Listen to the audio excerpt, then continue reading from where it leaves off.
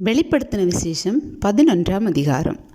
பின்பு கைக்கோலுக்கு ஒப்பான ஒரு அளவுகோல் என்னிடத்தில் கொடுக்கப்பட்டது. அப்பொழுது தேவதூதன் நின்று என்னை நோக்கி, நீ எழுந்து தேவனுடைய ஆலயத்தையும் பலிபீடத்தையும் அதில் தொழுது கொள்ளுகிறவர்களையும் அளந்து பார்.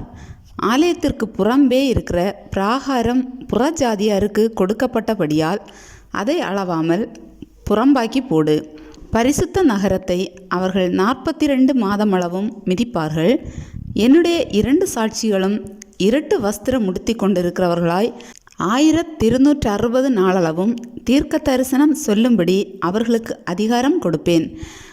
பூலோகத்தின் ஆண்டவருக்கு முன்பாக நிற்கிற 2 ஒலிவ மரங்களும் 2 விளக்கு தண்டுகளும் இவர்களே. ஒருவன் அவர்களை சேதப்படுத்த மனதாயிருந்தால் அவர்களுடைய வாயிலிருந்து அக்கினி புறப்பட்டு அவர்களுடைய சத்துருக்களை பட்சிக்கும். அவர்களை சேதப்படுத்த மனதாய் இருக்கிறவன் எவனோ அவன் அப்படியே கொல்லப்பட வேண்டும். அவர்கள் தீர்க்க தரிசனம் சொல்லி வருகிற நாட்களிலே மழை பெய்யாதபடிக்கு வானத்தை அடைக்க அவர்களுக்கு அதிகாரம் உண்டு. அவர்கள் தண்ணீர்களை இரத்தமாக மாற்றவும் தங்களுக்கு வேண்டும் போதெல்லாம் பூமியை சகலவித வாதைகளாலும் வாதிக்கவும் அவர்களுக்கு அதிகாரம் உண்டு. அவர்கள் தங்கள் சாட்சியை சொல்லி முடித்திருக்கும் போது பாதாளத்திலிருந்து ஏறுகிற மிருகம் அவர்களோட யுத்தம் பண்ணி அவர்களை ஜெயித்து அவர்களை கொன்று போடும். அவர்களுடைய உடல்கள் மகா நகரத்தின் விசாலமான வீதியிலே கிடக்கும். அந்த நகரம் சோதோம் என்றும் எகிப்து என்றும் ஞானார்த்தமாய் சொல்லப்படும். அதிலே நம்முடைய கர்த்தரும் சிலுவையிலே அறையப்பட்டார். ஜனங்களிலும் கோத்திரங்களிலும் பாஷைக்காரரிலும் ஜாதிகளிலும் உள்ளவர்கள் அவர்களுடைய உடல்களை 3½ நாள் வரைக்கும் பார்ப்பார்கள். அவர்களுடைய உடல்களை கல்லறைகளில் வைக்க ஒட்டார்கள்.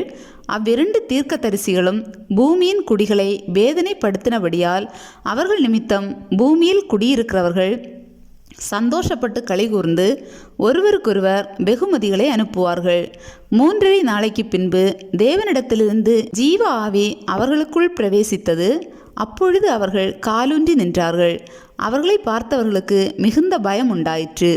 இங்கே ஏறி வாருங்கள் என்று வானத்திலிருந்து தங்களுக்கு உண்டான பெரிய சத்தத்தை அவர்கள் கேட்டு மேகத்தில் ஏறி வானத்திற்கு போனார்கள். அவர்களுடைய சத்துருக்கள் அவர்களை பார்த்தார்கள். அந்நேரத்திலே பூமி மிகவும் அதிர்ந்தது. உடனே அந்த நகரத்தில் 10 பங்கு இடிந்து விழுந்தது. மனுஷரில் 7000 பேர் பூமி அதிர்ச்சியினால் அழிந்தார்கள். மீதியானவர்கள் பயமடைந்து பரலோகத்தின் தேவனை மகிமைப்படுத்தினார்கள். 2ஆம் ஆபத்து கடந்து போயிற்று. இதோ 3ஆம் ஆபத்து சீக்கிரமாய் வருகிறது. 7ஆம் தூதன் எக்காளம் ஊதினான். அப்பொழுது உலகத்தின் ராஜ்யங்கள் நம்முடைய கர்த்தருக்கும் அவருடைய கிறிஸ்துவுக்கும் உரிய ராஜ்யங்கள் ஆயின. அவர் சதா காலங்களிலும் ராஜ்யபாரம் பண்ணுவார் என்னும் கம்பீர சத்தங்கள் வானத்தில் உண்டாயின. அப்பொழுது தேவனுக்கு முன்பாக தங்கள் சிங்காசனங்கள் மேல் உட்கார்ந்திருந்த 24 மூப்பர்களும் முகங்குப்புற விழுந்து, இருக்கிறவரும் இருந்தவரும் வருகிறவருமாகிய சர்வ வல்லமையுள்ள கர்த்தராகிய தேவனே, உம்மை ஸ்தோத்தரிக்கிறோம். தேவரீர் உமது மகா வல்லமையை கொண்டு ராஜ்யபாரம் பண்ணுகிறீர். ஜாதிகள் கோபித்தார்கள், அப்பொழுது உம்முடைய கோபம் உண்டது.